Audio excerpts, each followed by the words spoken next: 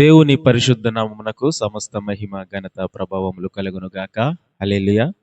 ప్రభునందు ప్రియమైనటువంటి వారలారా, మీ అందరికీ మన ప్రభువును ప్రియరక్షకుడు యేసుక్రీస్తు నామమున పేరు పేరున నా హృదయపూర్వక వందనాలు తెలియజేస్తూ ఉన్నాను. మరి ఈ పరిశుద్ధ ఆదివారాన దేవుని సన్నిధానంలో మనందరం గడుపుటకు మరి మరి ఒక రోజును 22వ తారీఖు ఫిబ్రవరి నెల 2026వ సంవత్సరంలో ఈ ఆదివారం దినాన్న దేవుడు మనకు అనుగ్రహించిన విధానానికే సమస్త మహిమ ఘనత ప్రభావాలు చెల్లిస్తూ ఉన్నాను. మరి చాలా సంతోషము మిమ్మల్ని కలవడం ఇటు రీతిగా. మరి ఈ ఛానల్ని సబ్స్క్రైబ్ చేసుకోండి, అనేక మందికి షేర్ చేయండి, ఈ వాక్య భాగాల ద్వారా బలపడండి. ప్రతిరోజు వాగ్దానం ద్వారా మీరు మీ కుటుంబము దీవించబడులాగున దేవుడు కృప చూపించును గాక. ఆమేన్. మరి ఈ దినమునకై ఏర్పాటు చేయబడినటువంటి ఆ వాక్య భాగము 84వ కీర్తన 10వ చరణాన్ని మనం చూస్తే, దేవుడు కోరాహు కుమారుల ద్వారా వ్రాయించబడినటువంటి మాట, నీ ఆవరణములో ఒక్క దినము గడుపుట 1000 దినముల కంటే శ్రేష్టము.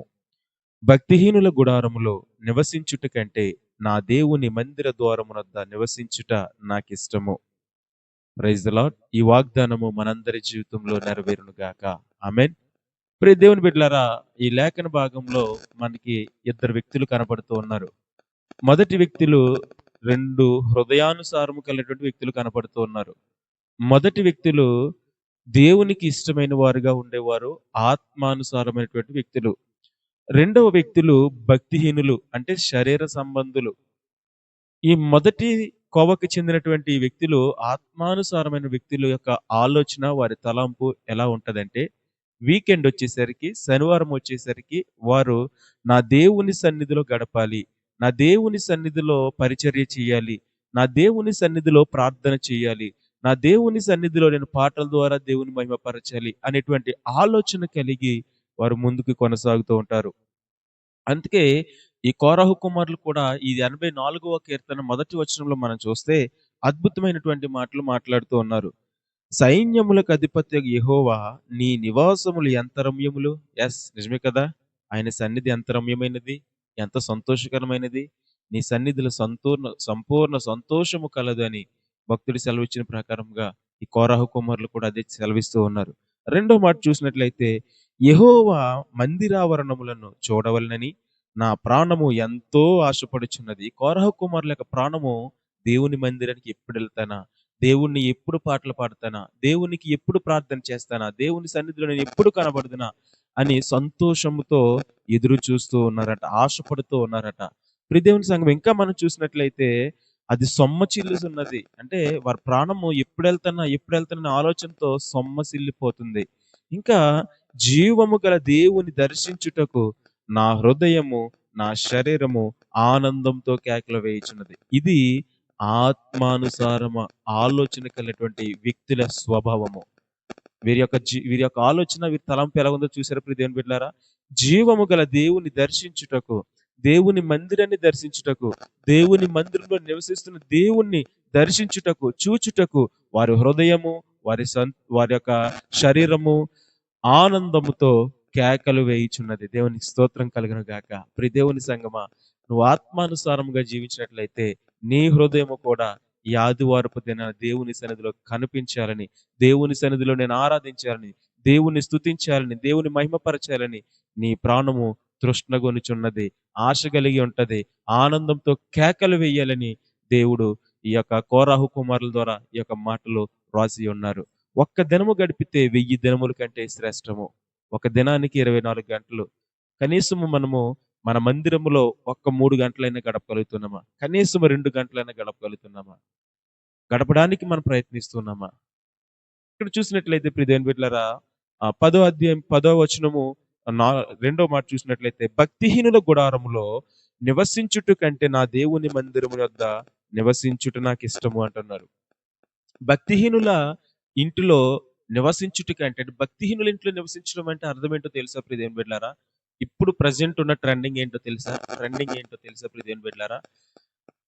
ఒక ఉద్యోగం చేసేటువంటి వారు కానీ, ఒక ప్రాంతంలో, ఒక ఆఫీసులో లేదా ఒక కంపెనీలో ఉద్యోగం చేసేవారు కానీ, ఒక చోట పని చేసేవారు కానీ, వీకెండ్ వచ్చేసరికి వారు ఏమి తిందుమా, ఏమి త్రాగుదుమా, ఈ వారం ఎవరింటికాడ కలుసుకుందామా, ఎవరింటికాడ పార్టీ పెట్టుకుందామా, ఎవరింటికాడ మనం ఎంజాయ్ చేద్దామా, ఏమి తాగుదుమా, ఏమి తిందుమా అని వారు ప్లానింగ్‌లు చేస్తున్నారు. ఎవరు ఈళ్ళు అనంటే భక్తిహీనులు. అనగా శరీర సంబంధులు. శరీర ఆలోచనలు కలిగినటువంటి బిడ్డలు వీరు. ఇప్పుడు దేవుని బిడ్డలారా, ఈ భక్తిహీనుల ఇంట్లో నివసించుట కంటే దేవుని మందిరం ద్వారమునొద్ద, గుమ్మమునొద్ద నించుంట మేలు అంటున్నాడు. ప్రియ దేవుని బిడ్డలారా, ఇప్పుడు మనం చూసినట్లయితే ట్రెండింగ్ విషయాల్లో ప్రియ దేవుని బిడ్డలారా, ప్రతి ఒక్కరి ఇంట్లో రోజుకి, వారానికి ఒకరింట్లో పార్టీ పెట్టుకుని, ఒక కంపెనీలో ఉన్నటువంటి వ్యక్తులు వారానికి ఒక ఇంట్లో వీకెండ్ పెట్టుకుని, ఒక ఇంట్లో వారేం చేస్తూ ఉన్నారంటే మందిరాన్ని విడిచిపెట్టి శరీర కార్యాలు, శరీర సంబంధమైనటువంటి క్రియలు చేస్తూ, నా ప్రాణమా తినుము, త్రాగుము, సుఖించుము అని ఎంజాయ్ చేస్తూ, పార్టీలు చేస్తూ జీవిస్తూ ఉన్నారు. అలాంటి భక్తిహీనుల ఇంట్లో నివసించుట కంటే నా దేవుని మందిరము ద్వారమునొద్ద నిలుచుండుట మేలు, ఆశీర్వాదం అంటున్నారు. ప్రియ దేవుని బిడ్డలారా, శారీరక సంబంధంగా ఉంటే ఏం కలుగుతది?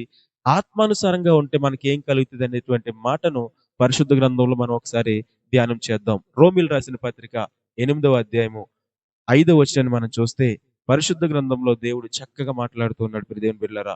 ఇక్కడ మనం చదువుదాము. శరీరానుసారులు శరీర విషయముల మీద మనసు ఉంచుదురు.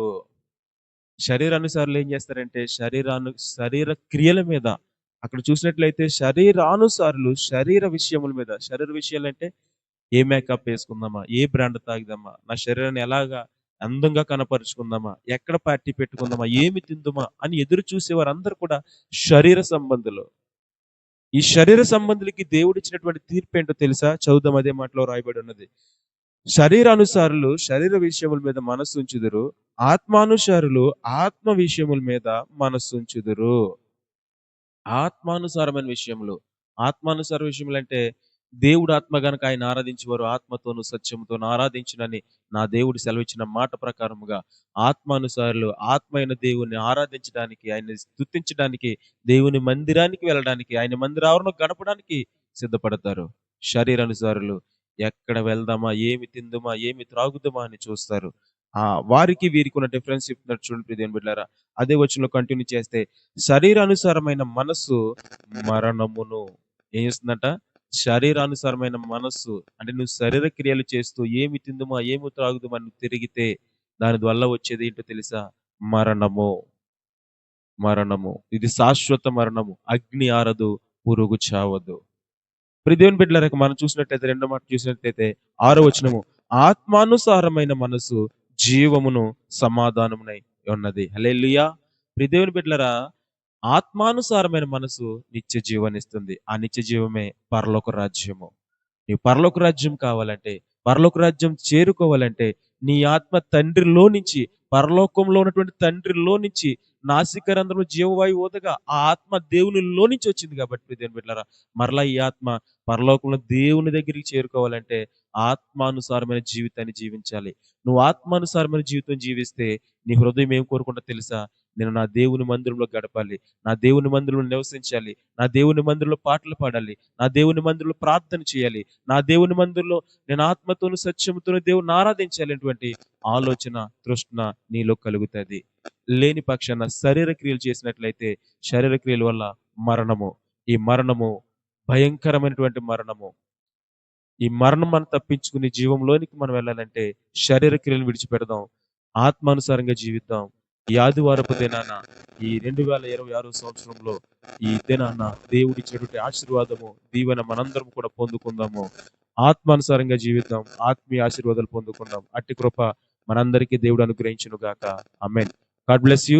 ఈ వాగ్దానము మనందరి జీవితంలో నెరవేరును గాక. ప్రార్థన చేసుకునే కార్యక్రమాన్ని మనము ఈ దినాన్ని మనం ముందుకు కొనసాగించుకుందాం. ఈ దినమంతరంలో కూడా దేవుడు మనకి, మన కుటుంబాలకి, మన ఆరోగ్యాలకి, మన సంపూర్ణ ఆరోగ్యమునకు ఆయన సదా తోడేండి నడిపించును గాక. ఆమేన్. ప్రార్థన చేసుకుందాం. సకల ఆశీర్వాదములకు కారణభూతుడా, ప్రేమ నమ్మకం కలిగిన మా దేవానికి వందనాలు. అయ్యా, ఈ ఉదయకాలపు సమయంలో ఈ పరిశుద్ధ ఆదివారం నాని సన్నిధానంలో ఇటు రీతిగా చేరుకుని ఈ దినాన ప్రారంభంలో ఈ వాక్యము ద్వారా మేము బలోపేతము చెంది ఆత్మానుసారమైన మనస్సు మేము కలిగి నీ సన్నిధిలో గడపాలని, నీ సన్నిధిలో నివసించాలని మా హృదయము, మా శరీరము ఆనందంతో కేకలు వేసే హృదయము యేసు నామములో మా అందరికీ కలుగును గాక.